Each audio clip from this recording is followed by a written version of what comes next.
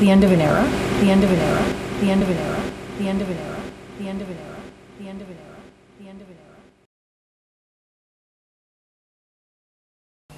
era. Just seeing everyone leave, I think. You know, lots of friends of mine have lost their jobs and have to go to different towns to get jobs. So it makes things a lot harder on the town. My only source of income right now is BC Ambulance, and that is $2 an hour for pager pay. I am paid well when I do get a call, but calls are sketchy. In the last 4 days, there hasn't been a call. The economy has affected me because tuition is going up next year at my university as well as many across Canada. So probably I'll have to start working 2 or 3 jobs in the summer and at least 1 job during the school year. Maybe if like the economy like goes down and like they stop making like pizza pops and stuff, then I can't like eat them. We moved from Arizona to here, so it has affected me a lot.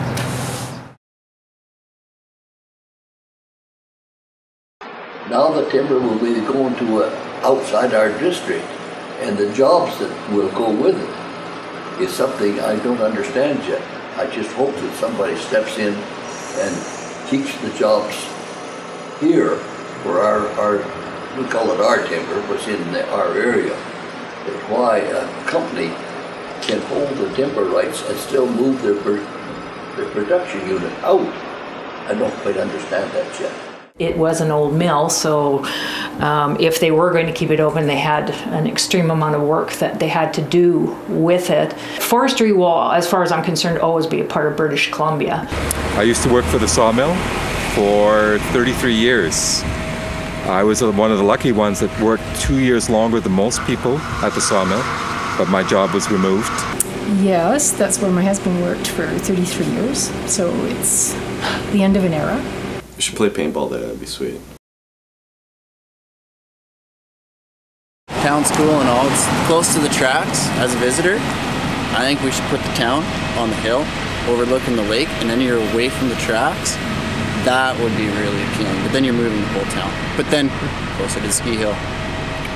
Actually, you know what? That might be something that kind of helps us, because when people kind of get stalled at Maine there, and they don't know where to go, maybe they decide to turn over down to us. I think it's a good thing.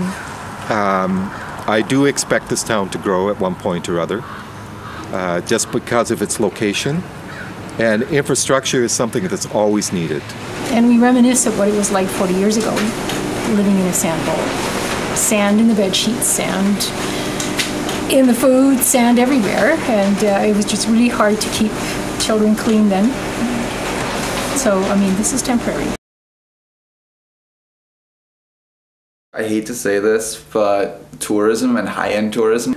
I can see Valemount moving towards a more tourism-based economy, and for that reason I think that the downtown revite is a really good idea.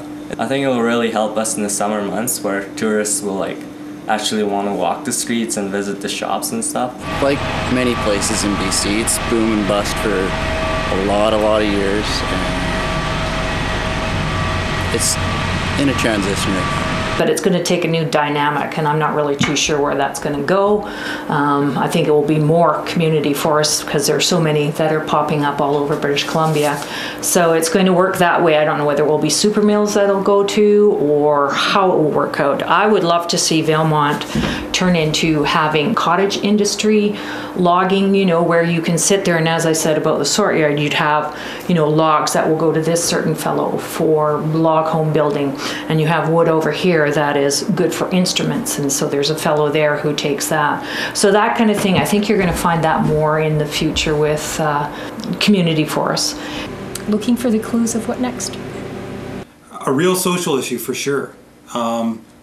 Without a population base that's making money, how does a small town, how does a tiny village like Valemount make its way? Every day I live my life in fear that robots will invade Valemount and destroy the world. I believe it's a very possible threat, along with zombies and aliens.